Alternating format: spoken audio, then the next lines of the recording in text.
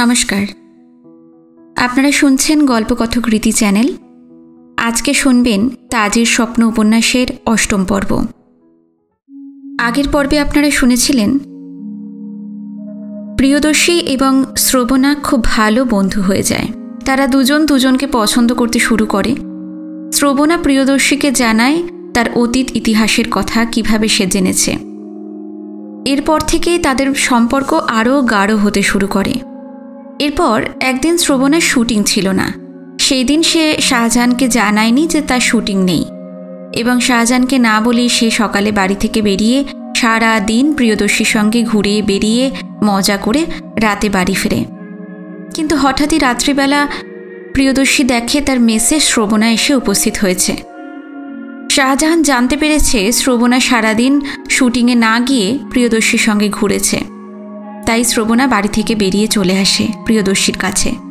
সেই রাতে প্রিয়দর্শী শ্রবণাকে একটি হোটেলে নিয়ে যায় এবং পরদিন সকালবেলা তারা বোম্বাই থেকে ফিরে আসে রাঁচিতে। রাঁচিতে সে ডক্টর সদারঙ্গনীকে আগেই একটি টেলিগ্রাম করে দিয়েছিল যে প্রিয়দর্শী ফিরে আসছে তার ভাবি বউকে নিয়ে। ডক্টর সদারঙ্গনী প্রচণ্ড খুশি হয় এই খবর শুনে। রাঁচিতে ফিরে এসে বিভিন্ন কথোপকথনের মাধ্যমে ডক্টর সদারঙ্গনীকে প্রিয়দর্শী বলে যে তার মাঝে মাঝে এরকম হয়, কোনো ঘটনা শুনলেই মনে হয় এই ঘটনা তার সাথে আগেই হয়েছে, তার জীবনে এই ঘটনা ঘটেছে কোনো দিন, কিন্তু সে মনে করতে পারে না কোথায় ঘটেছে, কিভাবে ঘটেছে। এরপর ডক্টর সদারঙ্গনী প্রিয়দর্শী এবং শ্রবণার বিয়ের তোড়জোড় শুরু করে। একদিন ওরা তারপর সবাই মিলে হুড্রু ফলস দেখতে যায়। সেখানে গিয়ে ডক্টর সদারঙ্গনী তার নিজের পূর্ব ইতিহাস, কিভাবে তিনি এই করুণাময় স্যাংচুয়ারি শুরু করেছিলেন, এই সমস্ত ঘটনা বলতে থাকে শ্রবণাকে। আজকে শুনবেন এরপর থেকে।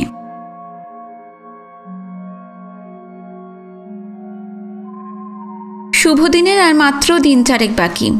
নানান রকম আয়োজন হচ্ছে। শ্রবণার কেমন যেন লজ্জা করে, রাগ হয় প্রিয়দর্শীর ওপরে। কি দরকার ছিল বাবু প্রথমে এখানে এসে ওঠার? ডাক্তার সাহেবের অনর্থক কতগুলো অর্থদণ্ড। অবশ্য তিনি আপন শখেই করছেন সব কিছু। নির্ঝঞ্ঝাট ব্যাচেলার মানুষ, এই উপলক্ষে হয়তো 5 জন বন্ধুকে নিমন্ত্রণ করে খাওয়াতে চান। অনেকের ছেলেমেয়ের বিয়েতে গিয়েছেন এতদিন, এই সুযোগে তার একটা প্রতিদান দিতে চান হয়তো। প্রিয়দর্শীকে তিনি পুত্রের মতোই স্নেহ করেন। দিনের বেলায় প্রিয়দর্শীর সঙ্গে শ্রবণার দেখাই হয় না প্রায়। সারা দিন খেয়ালি মানুষটা তার স্কেচ বই নিয়ে এখানে ওখানে ঘুরে বেড়ায়, স্কেচ আঁকে, ল্যান্ডস্কেপ আঁকে।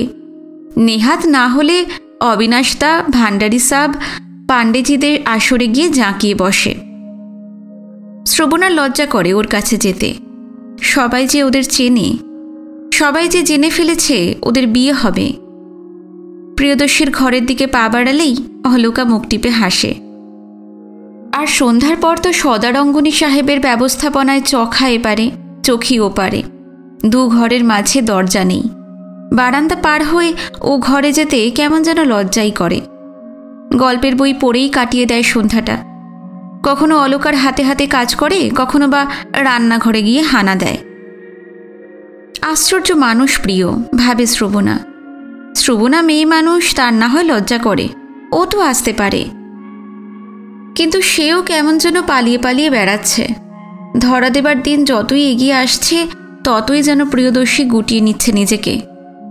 হাতে কাজ থাকে না, শ্রবণা তাই বসে বসে রোমন্থন করে ওদের পূর্ব রাগের পালাটা। ট্রেনের কামরায় ওর বৈশাখী চরিত্রে অভিনয়, স্টুডিওর চত্বরে প্রিয়দর্শীকে চিনতে না পারা, এলিফ্যান্টা গুহায় সূর্যাস্তের দিকে মুখ করে ওর গান গাওয়া। আর সবচেয়ে বেশি করে মনে পড়ে সেই অদ্ভুত রাত্রিটার কথা, যে রাত্রে সব বাধা বিঘ্ন অস্বীকার করে শ্রবণা পাগলের মতো ছুটে গিয়েছিল প্রিয়দর্শীর কাছে। আচ্ছা, সেই রাত্রে প্রিয়দর্শীর কেন মনে হলো যে এই ঘটনা তার জীবনে আগেও ঘটেছে? এই তো পরশুদিন ওর একই রকম বিভ্রম হয়েছিল হুড্রু দেখতে গিয়ে। খাবারের প্লেটটা হাত বাড়িয়ে নিয়ে সে নিথর হয়ে গিয়েছিল। সেই স্মৃতি তো তার বাস্তব অভিজ্ঞতা। মনে পড়িয়ে দিতেই ওর মনে পড়ে গিয়েছিল। তাহলে সেই রাত্রে মেসে যে কথা প্রিয়দর্শীর মনে হয়েছিল তাও কি তার বাস্তব অভিজ্ঞতা? আরও একটি নারী কি অমনি ভাষায় প্রেম নিবেদন করেছিল প্রিয়দর্শীকে? আরও একটি নারী কি একদিন অমনিভাবেই হঠাৎ এসে মনে পড়িয়ে দেবে ওকে? শ্রবণা এই চিন্তাটা সহ্য করতে পারে না।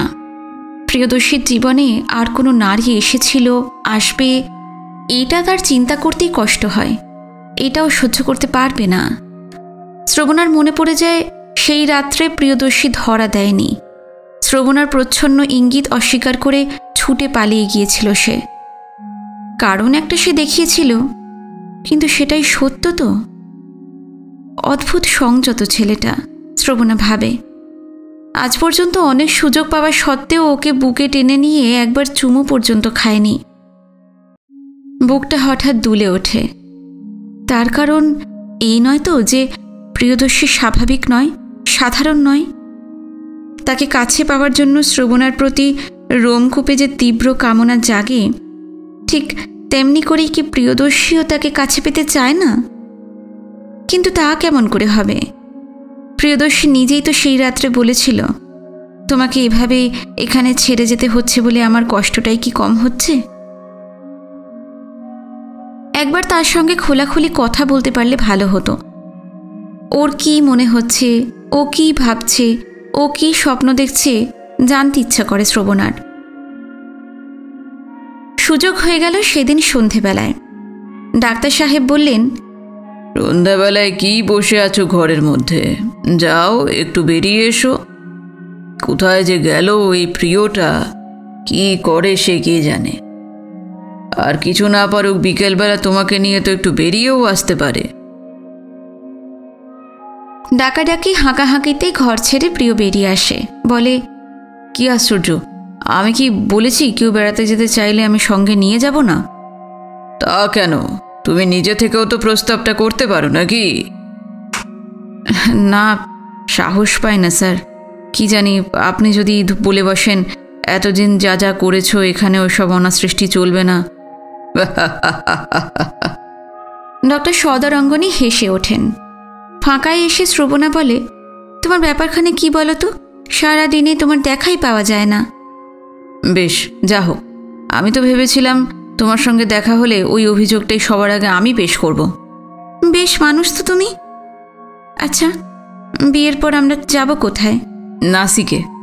বঙ্কুকে চিঠি লিখেছিলাম, জবাব দিয়েছে সিংজি আমাকে অবিলম্বেই যেতে বলেছেন। বঙ্কু? সে কে? প্রিয়দর্শী বলতে থাকে বঙ্কু, প্রীতম দাস, ওদের কথা। সিংজি সিনেমা হল তৈরি হচ্ছে নাসিকে, সেখানে ফ্রেস্কো এঁকে দিয়ে আসার কথা হচ্ছে তার। বিয়ের পর দুজনেই নাসিকে চলে যাবে। প্রিয়দর্শী বঙ্কুকে জানিয়েছে তার বিয়ের কথা। একটা ছোট বাড়িও দেখে রাখতে বলেছে। পুণ্যভূমি নাসিক তীর্থে ওদের মধুচন্দ্রিমার আয়োজন করছে বঙ্কু বিহারী। পায়ে পায়ে ওরা অনেকটা চলে এসেছে। প্রিয়দর্শী হঠাৎ বললে, আসল কথাটা জেনে নিয়েছ? আসল কথা মানে? ও না না, উনি তো আমাকে এখনো কিছু বলেননি, তবে যাবার আগে আমাকে সব কথা জানাবেন বলেছেন। আচ্ছা, এই তাজের স্বপ্নের কি হবে? সব স্বপ্নে যেভাবে শেষ হয়, স্বপ্নভঙ্গে। আমাকে নিয়ে যে কয়শো ফুট তুলেছে সেটা বাতিল করে আবার তুলতে হবে। কয়েক হাজার টাকায় গচ্ছা যাবে দ্বিভেজার। ঠিক হবে। লোকটা অতি বদমাইশ। আমাকে কি বলেছিল জানো? কি? শ্রবণা তখন বলতে থাকে তার সঙ্গে দ্বিভেজার প্রথম সাক্ষাতের কথা, বেদিং কস্টিউম পরে মাপ দেবার কথা, তার কদর্য প্রচ্ছন্ন ইঙ্গিতের কথাটা। প্রিয়দর্শী সব শুনে বললে, ব্রুট, ব্যাটার ঠিক শাস্তি হয়েছে। তাহলে আমার ব্যাপারটাও বলি তোমাকে। তোমার ব্যাপার মানে? না মানে, আমি কেন ভয়েস টেস্টে ফেল করে গেলাম। সেই কাহিনী শুনেও শ্রবণা বলল, জানো আর লোক একটা। আচ্ছা, তুমি কি ওর সঙ্গে কন্ট্রাক্টে সই করেছিলে কোনো? হ্যাঁ, কেন বলো তো? তাহলে সে তোমার বিরুদ্ধে মামলা আনতে পারে, খেসারত দাবি করতে পারে।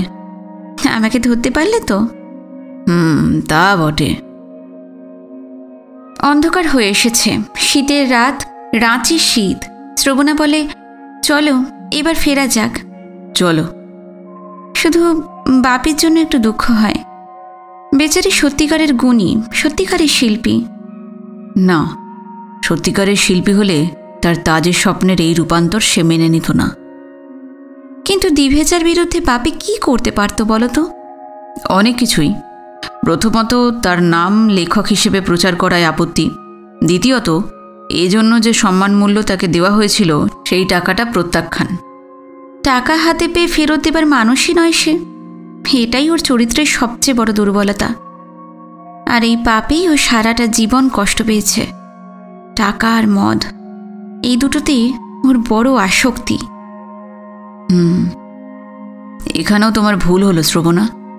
ওর জীবনের সবচেয়ে বড় পাপ তা নয়, সবচেয়ে বড় ট্র্যাজেডি সেটা নয়।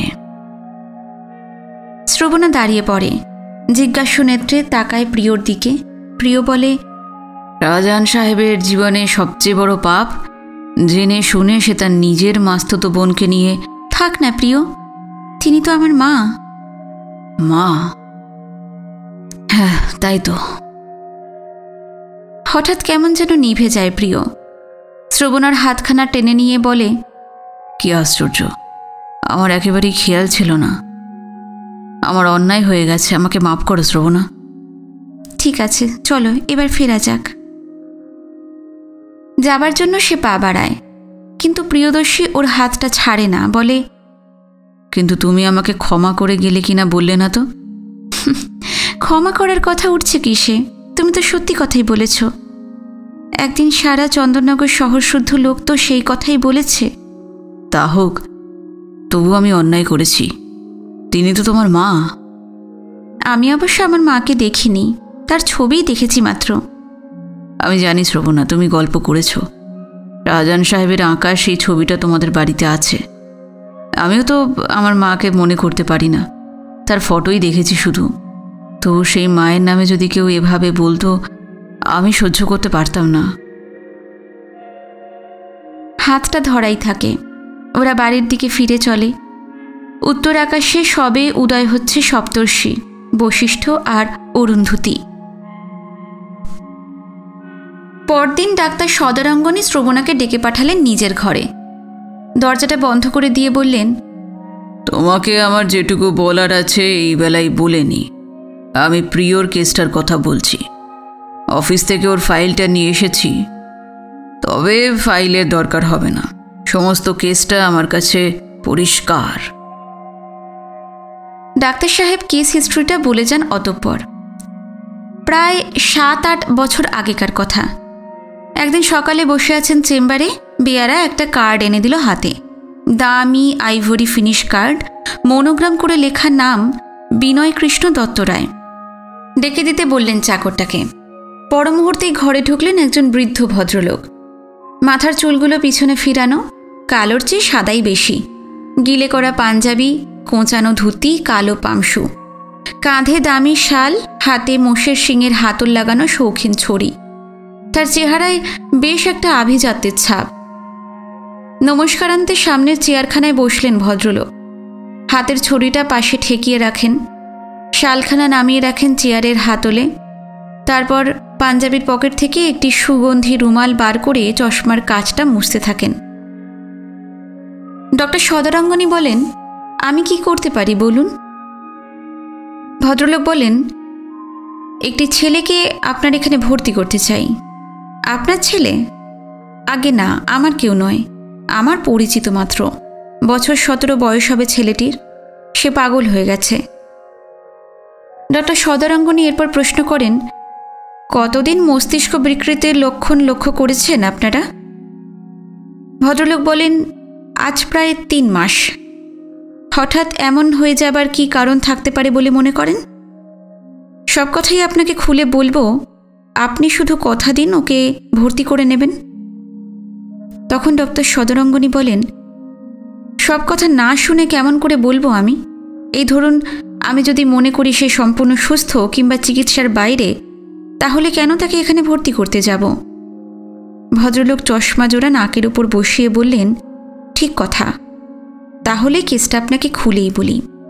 আপনি কেসটা নিন না নিন, আমি যা বলছি তা গোপন থাকবে তো? ডক্টর সদারঙ্গনী বললেন, নিশ্চয়ই। এই আশ্বাস পেয়ে ভদ্রলোক বিস্তারিত বলে গেলেন তার কাহিনী। আমি পূর্ববঙ্গে জমিদার, অবশ্য কাশীতেই বাস করছি দীর্ঘদিন, গঙ্গা তীরে 64 যোগিনী ঘাটে। জমিদারের আয়ে আমার অর্থের কোনো অভাব নেই, কিন্তু সংসারে শান্তিও নেই আমার। 3টি সন্তান হয়েছিল, তার একটি বিকলাঙ্গ, দ্বিতীয়টি জন্মান্ধ। ছোট ছেলেটির দৈহিক কোনো বিকলতা নেই বটে, কিন্তু সেও মানুষ হয়নি। ডাক্তার সাহেব বাধা দিয়ে বলেছিলেন, আপনার বংশে উপদংশ রোগে কেউ ভুগেছিল কখনো? আপনার নিজের? বিনয়কৃষ্ণ বাধা দিয়ে বলে ওঠেন, যে ছেলেটিকে আপনার কাছে রেখে যেতে চাই সে কিন্তু আমার বংশের কেউ নয়। হ্যাঁ, এই কথা আপনি আগেও বলেছেন। বেশ, বলে যান। ছেলেটি আমাদের বামুনদির ছেলে। বামুনদি সধবা মানুষ, ওই একটি সন্তান। আমার বাড়িতে এসে আশ্রয় নিয়েছিলেন মাস 6 আগে। তার আগে কোথায় ছিলেন, তার স্বামীর নাম কি, কোথায় থাকেন, আমি কিছুই জানি না। কাশীতে এমন স্বামীর তক্তা কত অনাথাই তো বাস করে। বছর 33-34 বয়স হবে তার। রীতিমতো সুন্দরী ছিলেন তিনি। অতটা বয়স হয়েছে, অত বড় ছেলে আছে, তাকে দেখে বোঝা যেত না। আমার ছোট ছেলেটির বয়সও ওই রকম, বছর 30-32। আগেই বলেছি তার স্বভাব চরিত্র ভালো ছিল না, তাই ওই মহিলাটিকে বহাল করতে প্রথমটাই আমি রাজি হইনি। কিন্তু ঘটনাচক্রে এবং দয়া পরবশ হয়ে শেষ পর্যন্ত তাকে স্থান দিতে বাধ্য হই। ছেলেটি বেশ বুদ্ধিমান, বিনয়ী এবং সচ্চরিত্র। বাজার হাট করত, 5 ফরমাস খাটত। সে পড়তো একটু নিচু ক্লাসে, 17 বছর বয়সে ক্লাস 8-এ। মেধাবী ছাত্র। ওর মা বলতো অর্থাভাবে স্কুলে ভর্তি করাতে দেরি হয়েছে। মাসখানেকের মধ্যেই বুঝতে পারলাম কাজটা ভালো করিনি। ও আগুন বাড়ির মধ্যে না আনাই ভালো ছিল। বছর 2 আগে আমার ছোট ছেলেটির বিয়ে দিয়েছিলাম, তাই আশা ছিল এবার বুঝি তার স্বভাব পাল্টাবে। কিন্তু সে সুখ আমার কপালে লেখেননি বিশ্বনাথ। যাই হোক, আমার দুঃখের কাহিনী আর বিস্তারিত করে কি লাভ, সংক্ষেপেই বলি। যে অংশটা আপনি বিস্তারিত জানতে চান আমাকে প্রশ্ন করবেন বরং। তা মাস 3 আগে মধ্যরাত্রে একটি চেঁচামেচিতে আমার ঘুম ভেঙে গেল। প্রথমটা বুঝতে পারিনি কি ব্যাপার। আমি দ্বিতলে থাকি, আমার পরিবারের সকলেই দ্বিতলে থাকে। একতলায় রান্নাঘর, খাবার ঘর, স্নানের ঘর, ঠাকুর ঘর এবং চাকর বাকরেরা শোয়। সেই রাত্রে সামনের মাঠে রামলীলা হচ্ছিল, তাই চাকর বাকরেরা শুনতে গেছে। মনে হলো চেঁচামেচিটা একতলা থেকেই আসছে। তাড়াতাড়ি চটিটা পায়ে গলিয়ে দরজা খুলে নিচে নেমে গেলাম। সিঁড়ির পাশেই একটা ছোট ঘরে থাকতেন ওই বামুনদি। দিনের বেলা সেটা আমাদের ঠাকুর ঘর। শিবলিঙ্গ ছিল মাটিতে গাড়া। তার ঘরের দরজাটা খোলা। সিঁড়ির নিচে উপুর হয়ে পড়ে আছেন আমার ছোট পুত্রবধূ, আর তার মাথায় জল দিচ্ছে বিজয়, মানে আমার ছোট ছেলে। চমকে উঠে বলি, এ কি বৌমা, এখানে পড়ে কেন? বিজয় জবাব দিল না। চোরের মতন বামুনদির ঘরের ভিতর উঁকি মেরে কি যেন দেখল। সেই ঘরে ঢুকে দেখি বামুনদি মেঝেতে অজ্ঞান হয়ে পড়ে আছেন। তার শাড়িটা টেনে খুলে ফেলার চেষ্টা হয়েছে, গায়ের ব্লাউজটা পিঠের দিকে ছেঁড়া, আর চৌকির ওপাশে তার ছেলেটি পড়ে গেছে। তার পা দুটো শুধু দেখা যাচ্ছে খাটের ওপারে। মাথাটা চৌকির উল্টো দিকে ঝুলছে, আর নাক মুখ দিয়ে রক্তের ধারা মেঝেতে পড়ে ভেসে যাচ্ছে। সে এক নারকীয় বিভৎস দৃশ্য। বৌমার জ্ঞান অবশ্য সহজেই ফিরে এলো। পরদিন মূর্ছা ভাঙল বামুনদির। মুশকিল হলো ছেলেটিকে নিয়ে। সেই রাত্রেই তাকে হাসপাতালে নিয়ে যেতে হয়েছিল। প্রচুর রক্তক্ষরণে অত্যন্ত দুর্বল হয়ে পড়েছিল সে। আঘাতটা লেগেছিল বাম ভ্রুর উপরে এবং সম্ভবত মাথার পিছন দিকেও। মনে হয় তাকে বিজয় প্রচণ্ড একটা ঘুষি মেরেছিল কপালে, ফলে মাথাটা তার শিবলিঙ্গে ঠুকে যায়। সেই রাত্রে বস্তুত কি ঘটেছিল তা আজও আমি জানি না। বৌমাকে প্রশ্ন করতে প্রবৃত্তি হয়নি। বিজয়কে জিজ্ঞাসা করতে ঘৃণা হয়েছে। বাকি থাকে যে দুজন, তার মধ্যে ছেলেটি হাসপাতাল থেকে ফিরে এলো পাগল হয়ে। সে বোবা হয়ে গেল। কথা বলে না, মানুষ চেনে না, হাসে না, কাঁদে না। কী যে হয়েছিল তা একমাত্র বলতে পারতেন ওই বামুনদি। কিন্তু যেদিন কাশীর বড় ডাক্তারবাবু বললেন ছেলেটি আর কোনোদিন কথা বলবে না, সে পাগল হয়ে বেঁচে থাকবে, সেই রাত্রেই তার মা আত্মহত্যা করেন। ডাক্তার সাহেব, এই ছেলেটি আমার কেউ নয়, তবু একে আপনার কাছে নিয়ে এসেছি। এ আর কোনোদিনও ভালো হবে না। শুনেছি আপনার এখানে পাগলদের মারধর করা হয় না, যত্ন নেওয়া হয়। আপনি ওকে আশ্রয় দিন।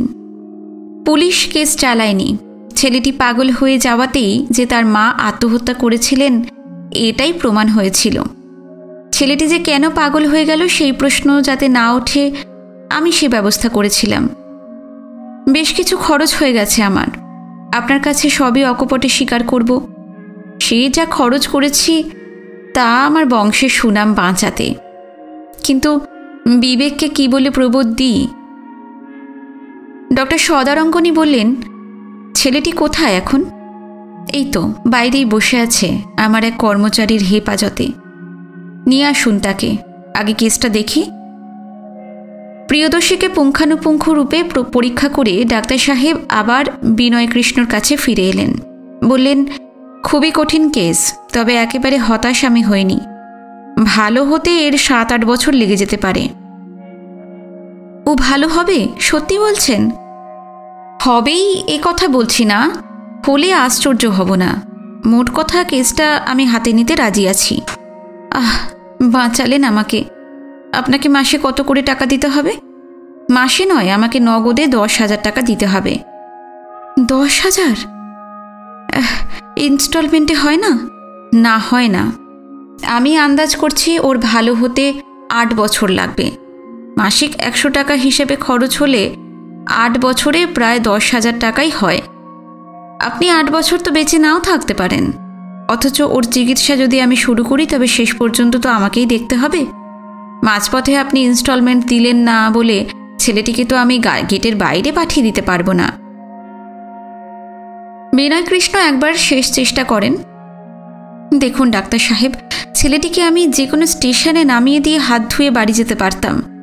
যে কোনো 3য় শ্রেণীর পাগলা গারদে অনেক কম খরচে ওকে ঢুকিয়ে দিতে পারতাম, কিন্তু সেসব তো আমি কিছুই করিনি। আপনার নাম শুনে সেই কাশী থেকে এত দূর নিয়ে এসেছে ছেলেটিকে সঙ্গে নিয়ে। আপনি যদি একটু বিবেচনা করেন। ডক্টর সদারঙ্গনী কঠিন স্বরে বললেন, আমার বক্তব্য আমি বলেছি, এখন আপনার বিবেক যা বলে তাই করুন। ফেরার পথে ওই পরের ছেলেটিকে যে কোনো স্টেশনে নামিয়ে দিয়ে আপনি হাত ধুয়ে বাড়ি যেতে পারেন, তাতে আপনার নিজের ছেলের জন্য আরও 10,000 টাকা ভবিষ্যতে ব্যাংকে রেখে যেতে পারবেন আপনি। বিনয়কৃষ্ণ মাথাটা নিচু করেন, তারপর মাথাটা তুলে আবার বললেন, এই তিরস্কার আমার প্রাপ্য। আমি আপনার প্রস্তাবে রাজি। 10,000 টাকার চেক আমি এক্ষুনি দিয়ে যাচ্ছি। কিন্তু একটা কথা, আপনি আমাকে মুক্তি দিলেন তো? এই কথার মানে? তার মানে আপনি কি ধরনের মানুষ তা জেনেই আপনার কাছে ছুটে এসেছি। তাই আপনার আদালতে অসংকোচে আত্মসমর্পণ করে বিচার চাইতে এসেছি। আপনার শাস্তি আমি মাথা পেতে নিলাম। এবার বলুন, আমার প্রায়শ্চিত্ত এতে হলো কি না? এসব আপনি কি বলছেন? আমি বিচারক নই। আপনিই আমার বিচারক। বেশ, তাই যদি হয় তাহলে বলি, আপনার পাপের প্রায়শ্চিত্ত এখানেই হলো, কিন্তু আপনার পুত্রের বিচার বাকি থাকলো। আরও উপরে একটি আদালত আছে, সেখানে তাকে আমি দায়রায় সুপর্দ করলাম। আবার মাথাটা নিচু করলেন বিনয় কৃষ্ণ, যেন মাথা পেতে গ্রহণ করলেন এই অভিশাপ। চশমাটা চোখ থেকে খুলে চোখটা মুছে নিয়ে বললেন, কিন্তু ধরুন যদি 8 বছর পরে দেখা যায় ছেলেটি তখনও ভালো হয়নি, সে দায় আমার। আমি আপনাকে মুক্তি দিয়েছি। আর শুধু তাই নয়, ও যদি 5-6 বছরে ভালো হয়ে ওঠে তবে মাসিক 100 টাকা হিসেবে টাকা কেটে নিয়ে বাকি টাকা আপনাকে আমি ফেরতও পাঠাবো। না না না, প্রায় চিৎকার করে ওঠেন বিনয় কৃষ্ণ। বলেন, না ডাক্তার সাহেব, সেক্ষেত্রে বাকি টাকাটা দান হিসেবে লিখে নেবেন আপনার চাঁদার খাতায়। আপনার আদালতে 10,000 টাকা জরিমানা হয়েছে আমার। ও টাকার এক কপরদকও আমি ফেরত নিতে পারবো না। বেশ, তাই হবে। ডাক্তার সাহেব থামতেই শ্রবণা বললেন, তারপর থেকে প্রিয়দর্শী আমার কাছেই মানুষ হয়েছে। ও ওর কেসটা বড় অদ্ভুত। প্রথম 2-3 মাস ও কথাই বলেনি। ছেলেটা হাসে না, কাঁদে না, কথাও বলে না, কোনো উপদ্রব নেই, অতি শান্ত প্রকৃতির, মেলাঙ্কোলিয়া নয়। ওর সমস্ত চেতনাই অসাড় হয়ে গিয়েছিল। খেতে দিলে খায়, না খেতে দিলেও খেতে চায় না। প্রায় 3 মাস অক্লান্ত পরিশ্রম করার পর একদিন ওর মুখে কথা ফুটল। ও প্রথম কথা কি বলেছিল আন্দাজ করতে পারো? না। কি? মা। ওর সমস্ত কেসটা লিখে রেখেছি এই ফাইলে। যদি জানতে চাও কবে ও প্রথম মা বলেছিল তাও বলে দেওয়া যায়। ক্রমে ক্রমে ও আম, জাম, জল, বাড়ি, গাড়ি সবই চিনল, সব উচ্চারণ করতে পারল। আর সব কিছুই স্বাভাবিক হয়ে এলো না কেবল স্মৃতি। অন্যান্য কমপ্লিকেশনসের সঙ্গে ওর যা হয়েছিল তাকে বলে ট্রমাটিক অ্যামনেশিয়া, আঘাতজনিত কারণে স্মৃতি বিভ্রম। এরপর ডাক্তার সাহেব শ্রবণাকে আরও বুঝিয়ে বলতে শুরু করেন, এই রোগে যে ভোগে তার স্মৃতিকে সরাসরি জাগরুক করতে নেই। তাকে বলতে নেই তোমার নাম অমুক, তোমার বাড়ি অমুক জায়গায়, মনে পড়েছে? বরং ঘুরপথে তাকে সেই পথে চালিত করতে হয় যাতে তিল তিল করে আপনা থেকেই তার স্মৃতি তির্যক পথে ফিরে আসে। এমনও দেখা গেছে আবার একটা নতুন আঘাতে তার স্মৃতি ফিরে এসেছে। এক্ষেত্রে ডাক্তার সাহেব ওর নাম ধাম পূর্বকথা নিজেই কিছু জানেন না, কি করবেন? শেষে তিনি বিনয়কৃষ্ণের বাড়িতে গেলেন। ওদের কাশির বাড়ির পাড়ার গঙ্গার ঘাটের নানান ফটো তুলে নিয়ে এলেন।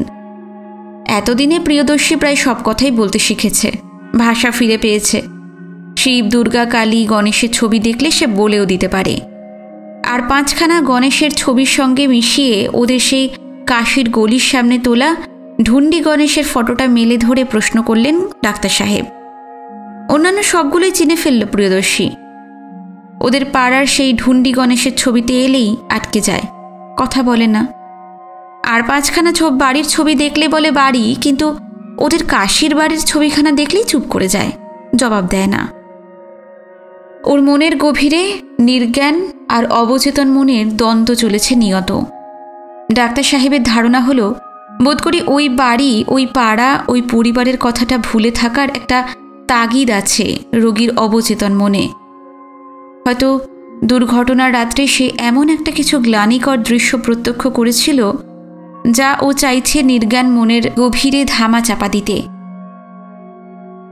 ডাক্তার সাহেব মতটা বদলালেন, পথটাও স্থির করলেন।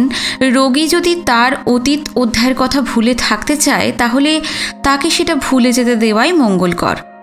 সেইটুকু বাদ দিয়ে যাতে প্রিয়দর্শী স্বাভাবিক হয়ে ওঠে সেই চেষ্টাতেই মনোনিবেশ করলেন। অতঃপর এরপর থেকে প্রিয়দর্শীর দ্রুত উন্নতি হতে থাকে। অঙ্ক শেখে, হিন্দি শেখে, ইংরেজি শেখে, দেশ বিদেশের জ্ঞান বিজ্ঞানের নানান বই পড়ে। ছবি আঁকার দিকে ওর একটা সহজাত প্রবণতা ছিল। একজন চিত্রশিল্পীকে পেয়েও গেলেন ঘটনাচক্রে। তিনি ছবি আঁকা শেখানোর ভার নিলেন। শ্রবণা বলে ওঠে, আচ্ছা ওর মায়ের একখানা ফটো ছিল? হ্যাঁ, সেটার কথা বলা হয়নি। আমি যখন কাশী গিয়েছিলাম তখন ওর মায়ের যা কিছু জিনিসপত্র ছিল আমি নিয়ে আসি, তার মধ্যে ছিল ওই ফটোখানা। ভারী আশ্চর্যের কথা, ওই ছবিখানাকে সে স্বীকার করে নিল। কাশীর বাড়ির যাবতীয় স্মৃতিকে প্রত্যাখ্যান করলেও ওই ছবিখানাকে সে আঁকড়ে ধরল। শোকে তাপে মুহ্যমান বুড়ি যেমন সব হারানো দুঃখ ভুলতে ছোট্ট গোপালকে আঁকড়ে ধরে, ও তেমনি ওই ফটোখানাকে আঁকড়ে ধরল। ঘন্টার পর ঘন্টা সেটার দিকে তাকিয়ে বসে থাকত। বালিশের নিচে ছবিখানা না রাখলে ওর ঘুম হতো না। আচ্ছা, এমন কেন হলো? ও যদি কাশীর বাড়িকে ভুলেই থাকতে চায় তবে এই ছবিখানাকে সে স্বীকার করে নিল কেন? ঠিক কারণটা বলা কঠিন, তবে আমার একটা থিওরি আছে। প্রিয়দর্শী হয়তো তার বাপকে কখনো দেখেনি। মাকে সে পুরোপুরি নিজের করে পেয়েছিল, প্রচণ্ড ভালোবাসত মাকে। তারপর হয়তো সেই রাত্রে সে এমন কিছু দেখেছিল যাতে সেই মায়ের উপর থেকে তার মনটা ঘুরে যায়। এই ছবিটা মায়ের কুমারী জীবনের, 30 বছরের বাস্তব মায়ের কাছ থেকে প্রতিহত হয়ে ও এই মায়ের ছবিটার মধ্যে ওর ভালোবাসার মাকে খুঁজে পেল। এই প্রতীকটাই হলো ওর নতুন মা। জানি না আমার এই ধারণা ঠিক কিনা, তবে এমন হওয়া অসম্ভব নয়। ছবিখানা সে কখনো কাজ ছাড়া করতো না, এখনও ওর কাছে আছে। না না ডাক্তার সাহেব, ছবিখানা ওর কাছে নেই, চুরি গেছে। আমি সেটা দেখিনি। তাতে ক্ষতি কিছু হয়নি। ও ডুপ্লিকেট আমার কাছে একটা আছে। আছে? ডুপ্লিকেট আছে? হ্যাঁ আছে, অবশ্য কোথায় আছে খুঁজে দেখতে হবে। যখন বুঝলাম ওই ছবিখানাই ওর নবজীবনের ভার কেন্দ্র, তখন আমি আর কোনো রিস্ক নিইনি। কাছে ছবিখানা সে হারিয়ে ফেলে, তাই ছবিটার নেগেটিভ করিয়ে রেখেছি। আমাকে একখানা কপি দেবেন? তুমি কি করবে? ওহ, বুঝেছি, বিয়ের রাতে সেটাই উপহার দিতে চাও, তাই না? শ্রবণা লাজুক হাসি হাসে। ডাক্তার সাহেবও ছেলে মানুষের মতন হাসেন, বলেন, আচ্ছা, এক কাজ করি, কোনো ফটোগ্রাফারকে দিয়ে ওটা এনলার্জ করিয়ে আনি, তারপর সেটা লুকিয়ে এনে তোমাকে দেব, তুমি ওকে উপহার দেবে। বেশ মজা হবে, বলো? পরদিন সন্ধ্যায় ওরা চারজনে তাস খেলতে বসেছে। শ্রবণা আর প্রিয়দর্শী একদিকে, আর বিপরীতে বসেছেন ত্রিবেদী আর অলকা। খেলাটা বসেছে প্রিয়দর্শীর ঘরে। রামদয়াল সেইমাত্র চা আর মুড়ি পেঁয়াজির পাত্রটা নামিয়ে দিয়ে গেছে। খেলা জমে উঠেছে বেশ। হঠাৎ ঘরে ঢুকলেন ডাক্তার সাহেব। তার বগলে একটা কাগজে জড়ানো ছবি। এসেই হাঁক পাড়েন, শ্রবণা, এই ঘরে এসো তো। ত্রিবেদী বলে, একটু পরে স্যার, বসুন না আপনি, এইমাত্র চা দিয়ে গেল। আরে চা জুড়িয়ে গেলে আবার দেবে। শ্রবণা, এসো একবার। ডাক্তার সাহেবের বগলে কাগজের প্যাকেট দেখি শ্রবণা ব্যাপারটা আন্দাজ করেছে। ফটোখানা এনলার্জ হয়ে এসেছে। তারও আর সবুর সইছে না। হাতের তাসটা উপর করে রেখেই বেরিয়ে আসে বাইরে। সদারঙ্গনী ওকে নিয়ে পাশের ঘরে ঢোকেন। পাছে আর কেউ এসে এই গোপন ব্যাপারটা জেনে ফেলে, তাই দরজার ছিটকিনিটা বন্ধ করে দেন। তারপর বলেন, এই দেখো, সুন্দর এনলার্জ করেছে ছবিখানা।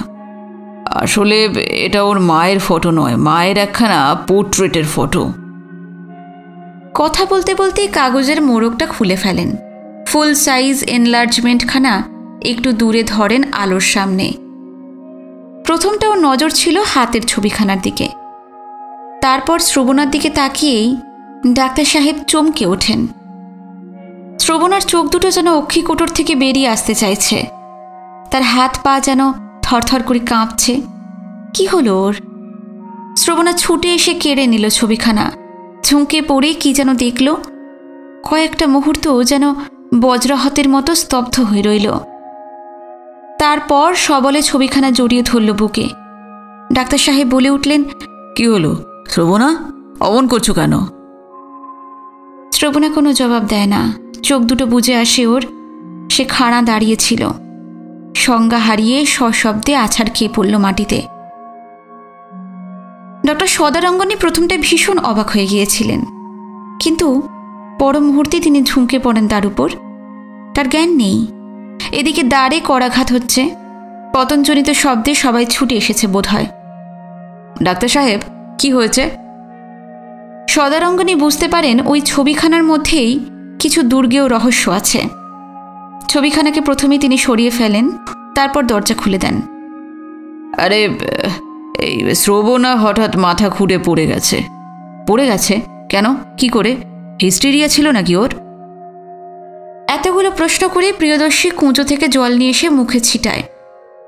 ডাক্তার সাহেব শ্রবণাকে কোল পাঁজা করে তুলে দিলেন বিছানায়। টেবিল ফ্যানটা এনে ত্রিবেদী বসিয়ে দিলেন মাথার কাছে। অলকা কোথা থেকে একটা স্মেলিং সল্টের শিশি নিয়ে নাকের কাছে ধরতে যাচ্ছিল, কিন্তু কি ভেবে বাধা দিলেন ডাক্তার সাহেব। ওর নাড়িটা দেখলেন, তারপর বললেন, ভয় নেই, তোমরা যাও, আমি দেখছি।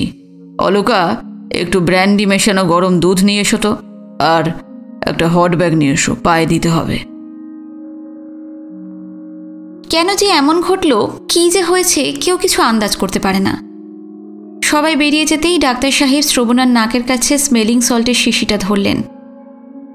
অল্প পরেই জ্ঞান হলো শ্রবণার। অবোধ দৃষ্টি মেলে তাকিয়ে থাকে সে। কথা বলো না, চুপ করে শুয়ে থাকো। অলকা ইতিমধ্যে ব্র্যান্ডি মেশানো দুধ নিয়ে এসেছে। নিজে হাতে ডাক্তার সাহেব সেটা খাইয়ে দিলেন রোগিণীকে। ত্রিবেদী আর প্রিয়দর্শী আবার এসে দাঁড়ালো দরজার কাছে। পায়ের কাছে রাখা হলো হট ব্যাগ। হঠাৎ রুক্ষস্বরে ডাক্তার সাহেব চাপা ধমক দেন, let the patient be alone. কেউ আসবে না এই ঘরে। অলকা, তুমি যাও। এই আদেশ অমোঘ। কিছু একটা ঘটেছে। কি ঘটেছে তা কেউ আন্দাজ করতে পারছে না। অলকা নার্স, তার স্থান ত্যাগের তো প্রশ্ন ওঠে না। তবু ওর আদেশ মাত্রই সকলে চলে যায় ঘর ছেড়ে। ডাক্তার সাহেব দরজাটা বন্ধ করে দিয়ে ফিরে আসেন, বলেন, এখন কি একটু সুস্থ বোধ করছো? হঠাৎ ডাক্তার সাহেবের দুই হাঁটুর মধ্যে মুখ গুজে ফুঁপিয়ে ফুঁপিয়ে কাঁদতে থাকে শ্রবণা। সেই কান্নার কোনো ভাষা নেই, কোনো শব্দ নেই। পিঠটা শুধু কেঁপে কেঁপে উঠছে, নিরুদ্ধ যন্ত্রণার নিঃশব্দ ক্রন্দন। ডাক্তার সাহেব কোনো বাধা দিলেন না, ওকে প্রাণ ভরে কাঁদতে দিলেন।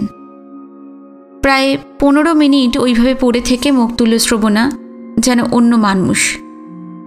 এখন আর কোনো কষ্ট হচ্ছে না। ওর মাথায় হাত দিয়ে আলতো আদর করে ডাক্তার সাহেব বললেন, কি হয়েছে শ্রবণা? তুমি কি এনাকে চেনো? তুমি জানো এই ফটোটা কার? দাঁত দিয়ে ঠোঁটটা সজোরে কামড়ে ধরে আবার মাথা নাড়ে মেয়েটা, সম্মতি জানায়।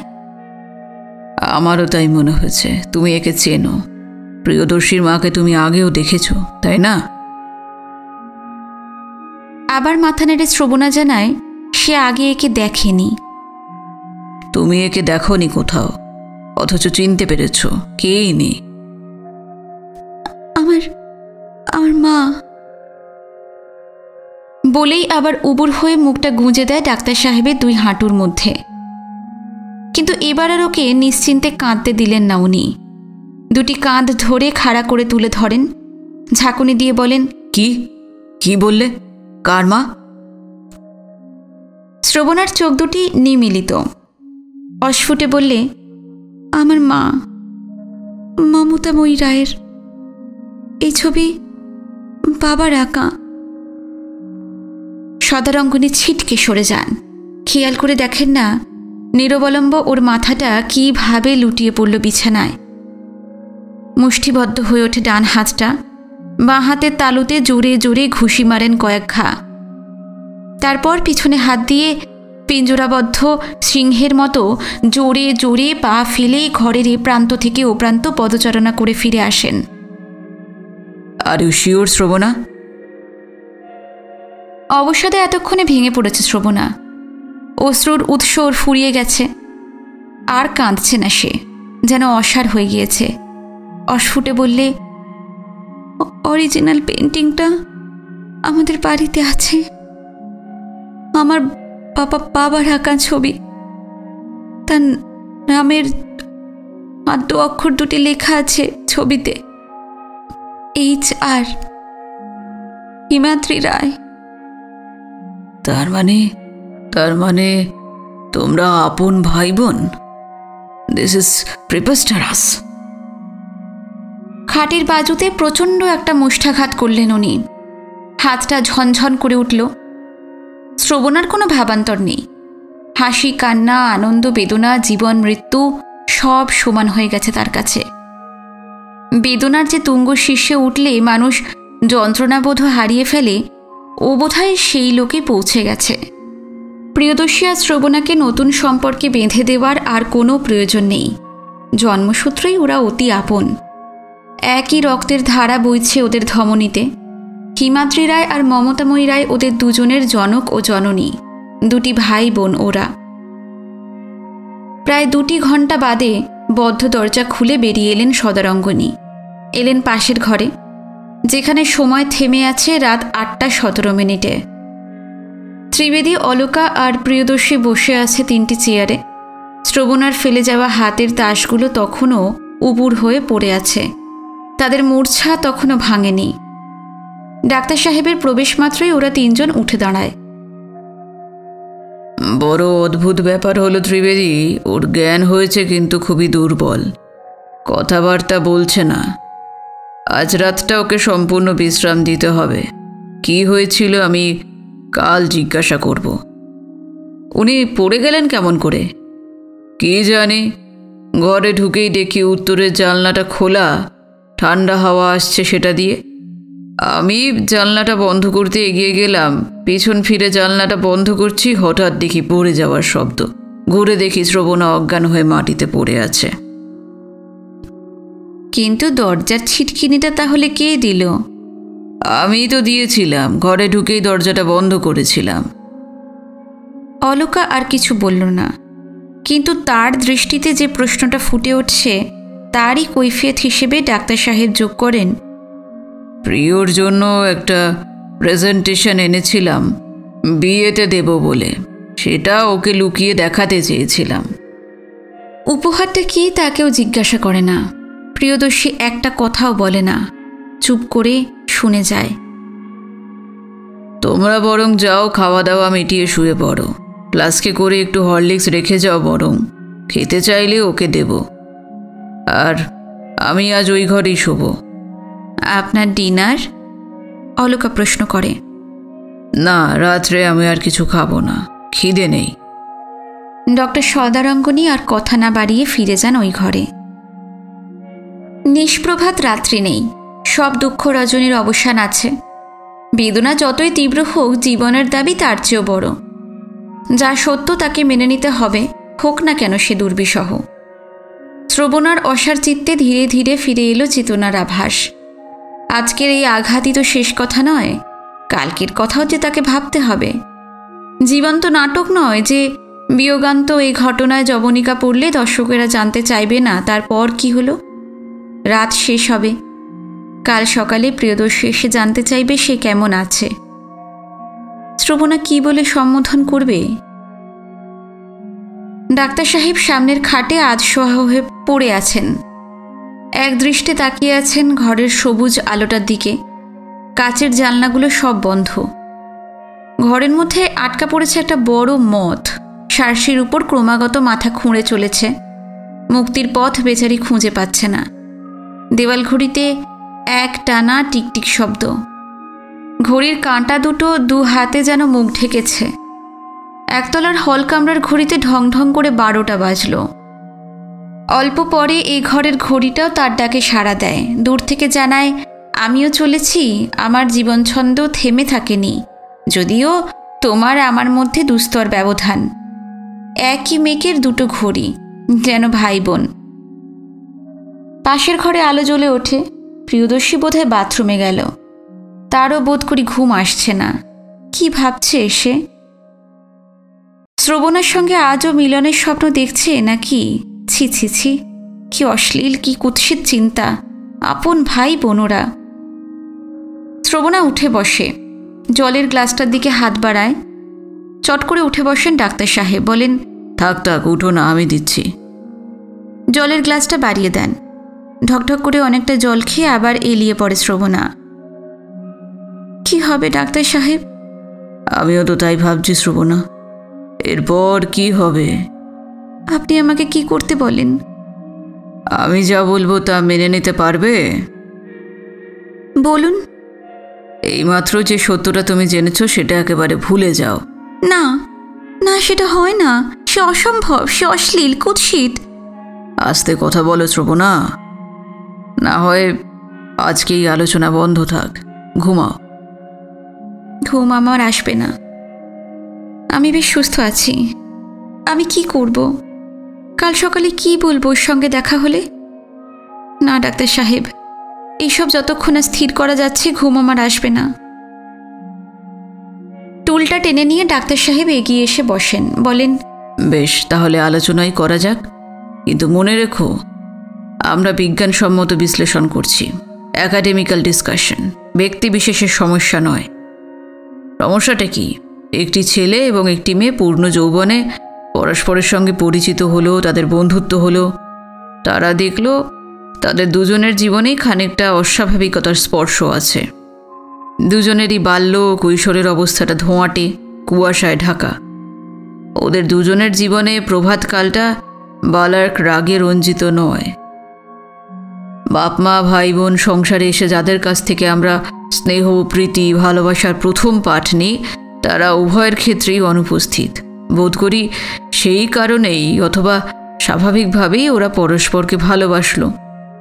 ওরা দুজনেই দুজনের কাছে ধরা দিল, বিবাহ বন্ধনে আবদ্ধ হবার স্বীকৃতি জানালো। এখন যখন মিলন আসন্ন তখন একজন জানতে পারল অপরজন তার সহোদর। এই ক্ষেত্রে কি হওয়া উচিত? প্রশ্নটা তো এই। শ্রবণা জবাব দেয় না, জিজ্ঞাসু দৃষ্টি ফেলে শুধু শুনে যায়। ভাই বোনে বিয়ে না হওয়ার কারণটা কি? এটা একটা সামাজিক বিধান। সমাজ এ জাতীয় বিবাহ মেনে নেয়নি, তার অনেক কারণ। জৈবিক একটা কারণও আছে, মেন্ডেলের থিওরি, ক্রোমোজোমস হাইপোথেসিস, জিন, তা ইত্যাদি বিষয় নিয়ে আলোচনা নাই বা করলাম। মুদ্রা কথা হচ্ছে, ভাই বোন যেহেতু ছেলেবেলা থেকে একই সংসারে একই পরিবেশে বেড়ে ওঠে, তাই আপাত দৃষ্টিতে তাদের এমন একটা সম্পর্ক গড়ে ওঠে যেটা যৌন চিন্তামুক্ত। তারা পরস্পরকে ভালোবাসে, স্নেহ করে, প্রীতির আদান প্রদান হয়, কিন্তু সমাজ হিতৈষীরা মনে করেন সে ভালোবাসার জাত আলাদা। মনোবিজ্ঞানী কি মনে করেন সে কথা আলোচনা করতে হলে অনেক সময় দরকার, এবং এ কথা অবতারণা করার আগে আমাকে বুঝতে হবে তুমি এ বিষয়ে কতটা জানো। তুমি ফ্রয়েড, অ্যাডলার, ইয়ুংয়ের নাম শুনেছ? এডিপাস কমপ্লেক্স কাকে বলে জানো? শ্রবণা মাথা নেড়ে জানায় সে জানে না। তাহলে এক কথায় তোমাকে সেসব বোঝানো যাবে না। তুমি মনে করবে সদারঙ্গনে লোকটা বৈজ্ঞানিক নয়, কুৎসিত অশ্লীল একটা পাগল। ডাক্তার সাহেব, একটা কথা আপনাকে বলা হয়নি। আমার বাবা আর মা ছিলেন মাস্তুতো ভাই বোন। তাই আমার বাবা চিরদিনের জন্য সমাজ সংসার ত্যাগ করে প্রবাসী হয়েছিলেন। জীবনে তিনি সুখী হতে পারেননি, মদে ডুবে থাকতেন, রাগী, বদমেজাজি, অসামাজিক লোক তিনি। অথচ তিনি শিল্পী, সঙ্গীতজ্ঞ, গুণী মানুষ। দুনিয়াকে এমন প্রতিভাধর মানুষটা কিছুই দিতে পারল না, নিজেও সুখী হলো না। তার মূলেই কি জানি হয়তো ওই আদি পাপ। তোমার বাবা বেঁচে আছেন? আছেন, জীবনমৃত হয়ে। তিনি কি প্রিয়দর্শীকে দেখেছেন, চেনেন?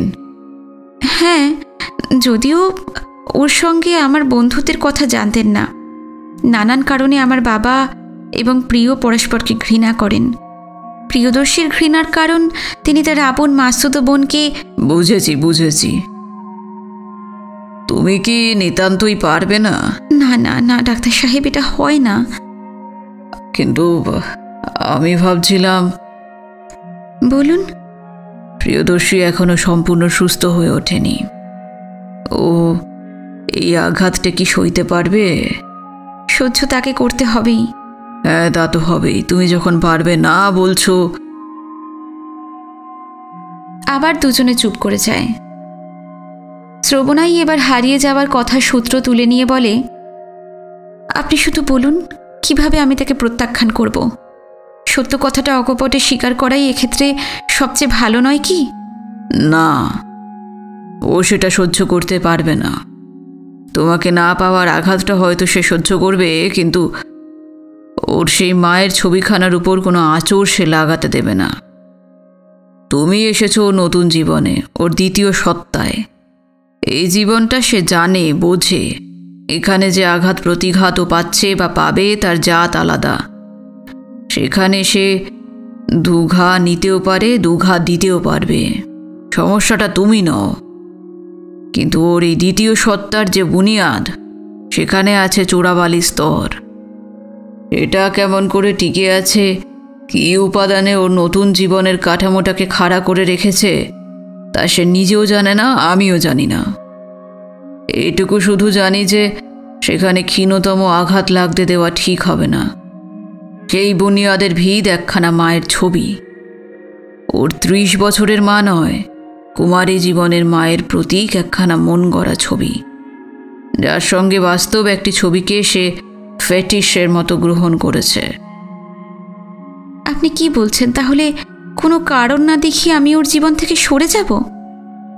ওরে যদি নিতান্তই যেতে হয় তাহলে তাই যেতে হবে, ছলনাময়ীর মতো। বিশ্বাসঘাতিনীর মতো বলুন। আবার বালিশে মুখ লুকায় শ্রবণা। ডাক্তার সাহেব ধীরে ধীরে ওর মাথায় হাত বুলিয়ে দেন। শ্রবণা আবার উঠে বসে, বলে, তাহলে আজ রাত্রেই আমাকে চলে যেতে দিন। কাল সকালে উঠে যা মন চায় ওকে আপনারা বলবেন। আমি ওর মুখোমুখি দাঁড়াতে পারবো না। ডাক্তার সাহেব একটু যেন কি চিন্তা করে বললেন, ডাক্তার হিসেবে তোমাকে কয়েকটা প্রশ্ন করব, কোনো সংকোচ না করে জবাব দাও। তোমাদের পূর্বরাগের পালাটা কতদূর ঘনিষ্ঠ হবার সুযোগ হয়েছিল? ঠিক কি বলতে চাইছেন আপনি? তোমরা কি এক ঘরে রাত্রিবাস করেছো? না। ও তোমাকে না, আমার গায়ে কোনোদিন হাত দেয়নি সেভাবে, কখনো আমাকে চুমু পর্যন্ত খায়নি। আশ্চর্য।